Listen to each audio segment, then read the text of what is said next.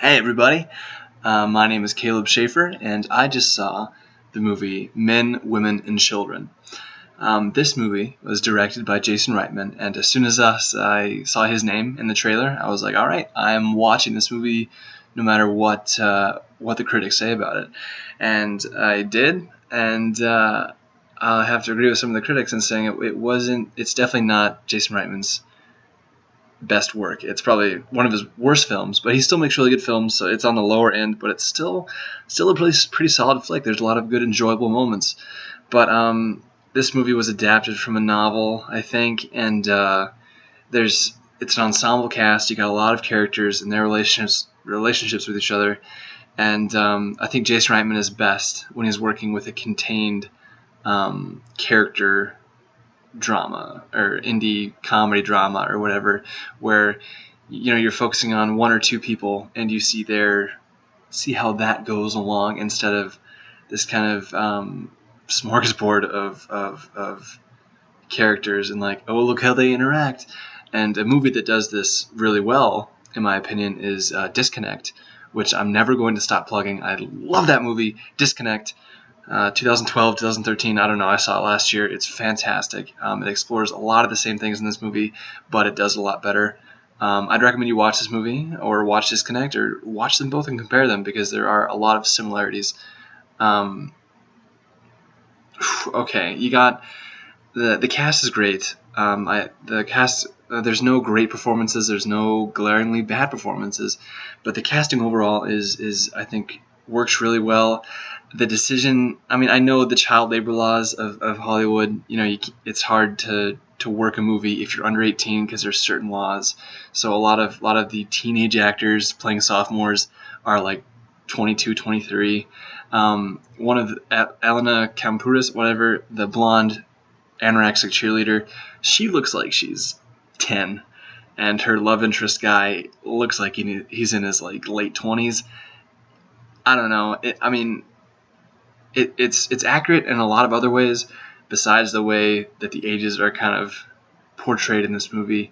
So I'd appreciate some consistency, but the two main ones, like the two principals, I think, are Caitlin Dever and Ansel Elgort. And like Ansel Elgort, he's having a great year. Like, he was in Fault in Our Stars, Divergent. Now he's in this.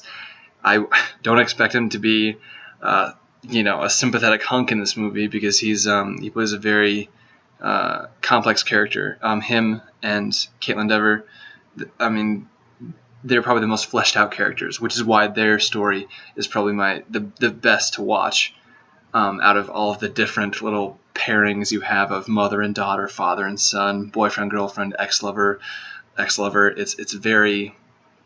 They're great to watch. Everybody else is like, oh, okay, I'm watching this now. You have Dean Norris from Breaking Bad, Schrader Brow, that guy. Judy Greer, who does a lot of voiceover work, and I love seeing her in whatever she's in. She does a good dramatic performance here.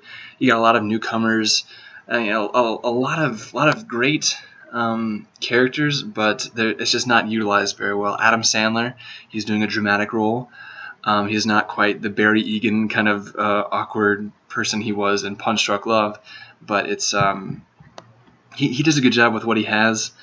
Him and his wife, Rosemary DeWitt, in the movie, that it's established in the trailer that they're growing apart and they both decide to have an affair. She wants to feel loved. He wants sex. He hires an escort. She kind of has an affair with the Allstate guy. The guy from the Allstate commercials, like the black guy with a super deep voice. I don't know his name, but I'm like, what? Okay, that's him now. And I couldn't see him as anything else. I don't know. It was like, oh, okay, that's the Allstate guy. But yeah, there's that whole dynamic going on.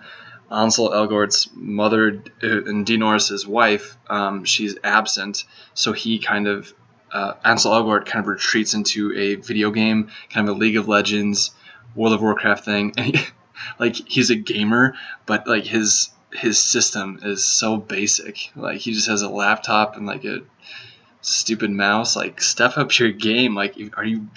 I don't know. He says he puts 1,000 hours in, but like he's got to have some kind of wrist problems or something, because that's just amateur stuff. Sorry, it's just me talking right now. Then Jennifer Garner, who plays Caitlin Dever's mother, is like super overprotective, like with the mousy glasses and just a caricature of an overprotective mom, and it causes her daughter to kind of resent her and everything that she does, and that creates a good character. But Jennifer Garner is like, like they were creating the character, and they're like, okay, let's make an overprotective mom who looks over her daughter's texts and laptops and everything, but like let's not make her. That's just the one dimension of that character. There's nothing else to her, and it's almost comical. Like there's no, okay, I understand now, and when there is, it's very bland. I don't know. I like Jennifer Garner, but she's just not a good character in this movie at all. Overall, the shots are good. There's a voiceover, Emma Thompson. This was like a British actress voiceover in the beginning, and it's just telling you what's going on, like hitting you over the head. Hey, internet porn is bad. Look what he's doing. And stuff that I can figure out for myself. It's like somebody's serving me like filet mignon, but they've already like cut it up, and it's been sitting out for a while, and they're like, oh, here you go. I'm like, thanks, but I'd like to kind of work this out myself and not have it served in a plate for me. Give me the satisfaction of figuring things out for myself. I deserve it. Like, I want that in a movie, rather than the directors making me feel like an idiot. Like, okay, I didn't get it till you said it. And there's a little bit of that here. A lot of cliches. A lot of, okay, this girl's obviously going to do this now. There's some twists and turns that I didn't think it was going to take. And the stories are kind of woven together pretty well. Everybody has faults. Everybody has pros. There's some people who are just straight up evil. Some people who are just like, Jennifer Garner. She's just like, there's no redeeming qualities to her at all. J.K. Simmons, he's great, but he has like 2 lines. I don't know. You got a bunch of people who are in Jason Reitman's films a lot, and they just have little bit parts, like their contract. They have to be in every like Jason Reitman film. This movie has a lot of like roll your eyes parts. It's definitely not one of Jason Reitman's best.